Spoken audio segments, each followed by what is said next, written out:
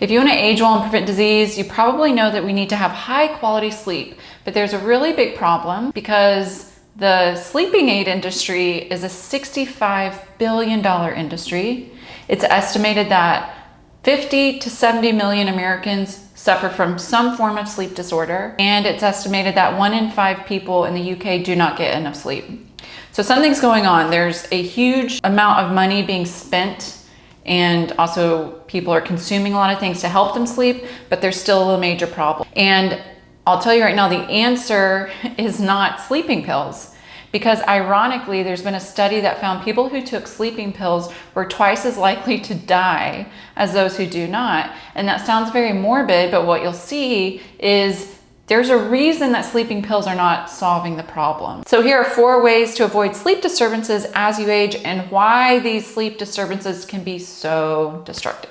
Hey, I'm Priscilla. I'm your Houston, Texas nurse, and I'm gonna help you take action today for a healthier tomorrow. Your ability to have high quality restorative sleep is one of the most important things that you can do in order to age well and prevent disease. Number 1, you need to assess and address obstructive sleep apnea. Apnea is a term that simply means not breathing, and a lot of people suffer from something called sleep apnea, where while they're sleeping, their body goes and has episodes of not breathing. These apnea episodes are really, really destructive because during those time periods of sleep, the body is not receiving oxygen. And since the body's not receiving oxygen, it cannot do what it's meant to do in order to restore the body while it sleeps. The fact that sleep apnea increases the risk for type 2 diabetes, increases the risk for obesity, increases the risk dramatically for stroke and cardiovascular disease, highlights the importance of quality sleep as we age. If people aren't getting good quality sleep, they are at a much higher risk for stroke, heart disease, and all these other things. So number 1, make sure you don't have sleep apnea, and if you do, it needs to be taken very seriously. A lot of people who end up getting a stroke, they have sleep apnea. And if they would have worn their CPAP machine, if they would have tried to do things to adjust their lifestyles to fix sleep apnea, they could have prevented a stroke. That's number 1. Rule out and make sure you don't have obstructive sleep apnea. The second thing you can do is to focus on getting enough sleep. There are so many ways that we can monitor sleep now. There's a lot of, I would say, maybe even an excessive vigilance on our sleep quality through things like monitoring devices, the Whoops, Fitbits, all that kind of stuff. It's not to say it's bad, but sometimes when you hyper assess something, it can be a source of stress. So make sure it's not a source of stress as if you are monitoring it, but a really key monitoring factor you want to make sure that you implement is that you get enough hours. And the reason is that there's been a study, well, there's multiple studies, but a really strong reason to is that a good quality study found that 23,000 Europeans who got less than 6 hours of sleep per day were 41% more likely to have a stroke, 44 to 78% more likely to have a heart attack. And that's on the hours alone. We could go into, okay, well, the quality, that's important, of course, or the timing, or all these other things. Yes, those things matter, but the big picture, the real thing you want to think about, how many hours of sleep are you getting a night? And you want to make sure it's at least 6, definitely more. Also, not getting enough sleep increases the risk for obesity. Also increases the desire for sugary foods the next day. And that's because when we don't get enough sleep, we're more insulin resistant the next day, cortisol's out of whack, and your body wants quick, rapid energy, so it reaches for sugary things. You're not crazy if you have less self-control the day after you don't sleep well. And then also there is a strong correlation between not getting enough sleep and gut health. It has a very inflammatory reaction in the body. So a lot of people experience bloating, discomfort, even bowel movement issues as a result of poor sleep. So maybe you have gut health issues, but maybe you have poor sleep. So focus on that too, so getting enough. And the third thing that you want to do to make sure that you sleep is a tool that helps you age well and prevent disease rather than cause disease as you age is understand that not being conscious does not equal restorative sleep.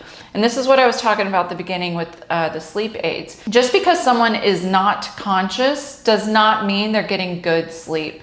And that's where some people end up ruining their health as they age. Most sleeping pills are sedatives. They are not sleep aids. What that means is that when you take them, you are sedated or you're unconscious. Think about that. You might enter sleep, but you're just sedated. And because that's done through sedating the brain's ability to initiate restoration, initiate this high quality function of sleep, it's compromised. Then taking sleeping pills will actually decrease the sleep quality and therefore increase health issues. And that's why the study showed that people who took sleeping pills were twice as likely to die. That sounds so morbid, but you can see why, because you can also think about it in this way. Why is that? If someone got passed out drunk, right, and they fell asleep, they would not be awake. That's not good quality sleep. Anybody knows that, right? Not to say it's the same degree with these sleeping pills, but it's a very similar mechanism. You can get high, you can get drunk, you can do all these other things, but if you're not able to if your brain is not entering that restorative sleep process, it will not be high quality sleep, and that leads to health issues as you age.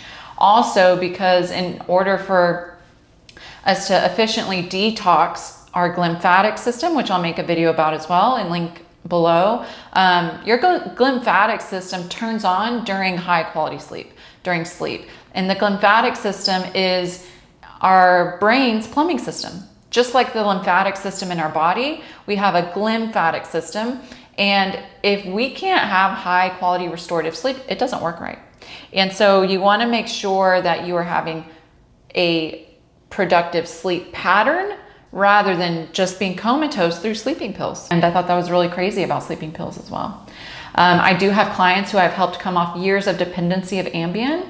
It is wild what happens when you focus and lean on small, simple habits. And things like decreasing insulin resistance is huge. Getting enough high quality food is huge.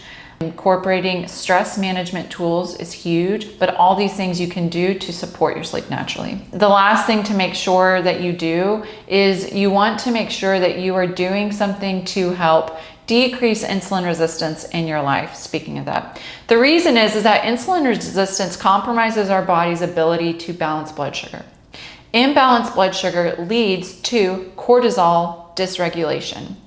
Cortisol and melatonin have an inverse relationship. When we wake up in the morning, cortisol should be high and then it comes down towards the day and at night. Melatonin, conversely, is low when we wake up and then comes up high at night.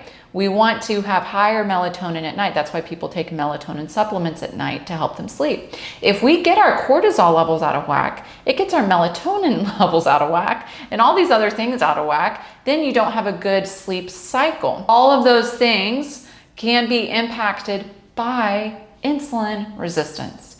If you are more insulin resistant, you're compromising your cortisol regulation.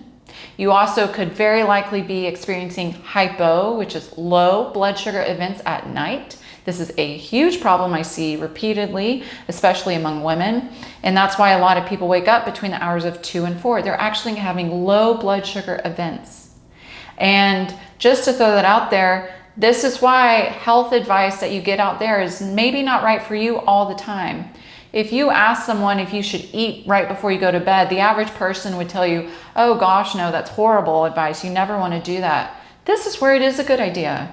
If someone's body is unable to go from 7 p.m. until they eat breakfast in the morning due to high insulin resistance, they're having low blood sugar events at night, they would greatly benefit from a bedtime snack. Something that is blood sugar balancing and helps their body maintain that blood sugar balance throughout the evening. And I have seen that be a transformative thing in people's lives, is eating a small snack before they go to bed. But ask anybody who's into health and wellness or anti-aging, and they say, oh no, you can't eat after sunset, you can't do this or that. You gotta be flexible and understand that these habits need to fit your life. So to say, making sure that you decrease insulin resistance in your life. That's why I created the Insulin Resistance Fix. I'll link it below. It is a video self-paced program on how to decrease insulin resistance in your life as you age, because it is truly at the heart of every health issue as we age. You deserve to have high quality sleep. There's so many things in our life that we can't control that can impact our sleep, but the things that we can control, we should wholeheartedly do, because that is what's important. So if you have any questions, feel free to mention them in the comments section below, and hope this was helpful.